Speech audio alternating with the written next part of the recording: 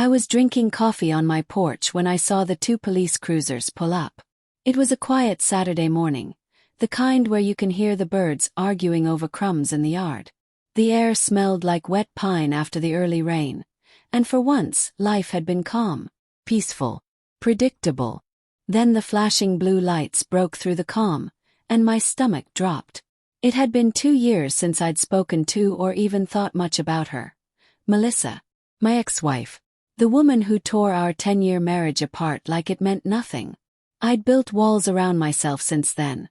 Work, therapy, early morning runs, quiet evenings. But the second I saw those cops, those walls cracked. "Mr. Turner?" one of them called as they approached, a tall officer with dark circles under his eyes. "Ethan Turner." "Yeah," I said, standing. "Is something wrong?" They exchanged a look, the kind that says we're about to ruin your day but wish we didn't have to. "I'm Detective Lacey," the woman said, stepping forward. "We'd like to ask you a few questions about your ex-wife, Melissa Turner." I felt my chest tighten. "Melissa," I repeated, my voice thinner than I wanted it to be. "What about her?" The detective paused, studying my face like she was trying to decide how much truth I could handle. "She's missing, Mr. Turner." For a few seconds I just stared at her. The words didn't fit in my head. Melissa, missing, didn't make sense. The last I heard, she'd moved to Denver with her boyfriend, the same man she'd cheated on me with, the reason our marriage had gone up in flames. "When was the last time you had contact with her?" the detective asked. 2 years ago, I said automatically. "The day we signed the divorce papers." I could still remember that day. The way she'd refused to meet my eyes in the courthouse hallway, pretending she was fine while her hands shook. The man she left me for, Derek, had been waiting outside in his truck. She didn't even say goodbye. Detective Lacey nodded, jotting something down. "Did she have any reason to reach out to you recently? Financial issues, disputes, threats?" "No," I said. "We haven't spoken since." "What happened?" "She was reported missing 3 days ago," Lacey replied. "Her car was found abandoned near a trailhead outside Boulder. No signs of foul play so far, but..." She hesitated. "There was something in her vehicle we need to ask you about." My throat went dry. "What kind of something?" The male officer handed me a plastic evidence photo. It showed a folded piece of paper, creased and worn. My name was written on the outside, Ethan. It was her handwriting. That night I couldn't sleep. I sat at my kitchen table staring at the photo, replaying everything I thought I'd buried. Melissa and I had met in college. 2 broke dreamers with big plans and no clue how hard marriage could be. She was bright, funny, unpredictable. I loved that about her. But somewhere between late bills and fertility treatments, something in her drifted away. Then came him, Derek, her coworker. I'd suspected something for months. The late nights, the sudden changes in perfume, the way she started guarding her phone like it held state secrets. When I finally confronted her, she denied it, cried even, until I showed her the photos. A private investigator had caught them together at a motel just outside town. I remember the silence that followed. How her face crumpled, not in guilt, but in fear. Fear of being caught, not losing me. That was the moment something inside me broke. The divorce was brutal. She tried to play the victim, claimed loneliness, claimed I'd stopped listening. Maybe she was right in some ways, but nothing justified what she did. I gave her the house just to end it faster, packed a bag, and started over in a rented cabin 2 hours away. Now, 2 years later, the past was back, banging on my door. The detectives came again the next day. This time they brought the actual letter. "We're hoping you can help us understand it," Lacey said, sliding it across the table. It was sealed. We didn't open it until after the warrant. My hands trembled as I picked it up. The envelope smelled faintly of her old perfume, floral and sweet. I hesitated, then unfolded the paper. Her handwriting filled the page in messy loops. "Ethan, if you're reading this, something has gone wrong. I didn't know who else to turn to. I made a mistake, bigger than the one I made with you. I thought I could handle it, but Derek isn't who I thought he was. Please don't tell the police about the money until you hear from me.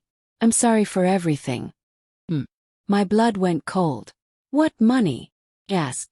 That's what we're trying to figure out, Lacey said. Do you have any idea what she's referring to? I shook my head, but my mind was already spinning. Derek wasn't just her boyfriend. He'd been fired from his job at the time for embezzlement, something I'd read about months after the divorce. Apparently, he and Melissa had started a consulting business together. I hadn't thought much of it then, but now. She's not dead, is she? I asked quietly. Lacey's face softened. We don't know. But we think she was afraid of him. For the next week, I couldn't shake the feeling that I was being pulled into something dangerous. Then one evening I got a call from a number I didn't recognize. Ethan. The voice was shaky, hoarse. My heart stopped. Melissa. Don't say my name, she whispered. They might be listening. Where are you? I can't tell you. I didn't know who else to call. Her voice was trembling. I could hear traffic in the background, maybe a highway. What happened, Melissa? It's Derek, she said. He found out I was going to leave him. He took everything, my accounts, my car, everything. I thought I could run, but he's been following me. I left that letter in case something happened. Why me? Asked, my voice breaking. After everything you did, why me? Because you're the only one who ever cared about me for real, she said softly. And because I don't deserve your help. The line went dead. I called Detective Lacey immediately. They traced the call to a gas station outside Colorado Springs, but by the time they arrived, she was gone. Surveillance footage showed her getting into a silver sedan, registered to Derek. 2 days later, they found that same car at the bottom of a ravine. Derek's body was recovered. Melissa's wasn't. They ruled it an accident, but Lacey wasn't convinced. The brake lines were cut, she said. Someone wanted it to look that way. For weeks they searched the area, but no trace of her was ever found. Eventually they closed the case. But I couldn't. Months passed. Life returned to a strange kind of normal, but I carried that letter everywhere. In my jacket pocket, in my truck, like a ghost that wouldn't let go. I kept wondering what she meant by the money. Then one day I got an envelope in the mail with no return address. Inside was a cashier's check. $150,000, made out to my name. There was also a note. For what I took from you, time, trust, love. I can't fix it, but I can try to make it right. I'm sorry, Ethan. Don't look for me. No signature. But I didn't need one. That night, I drove back to our old house. The one I'd given her after the divorce.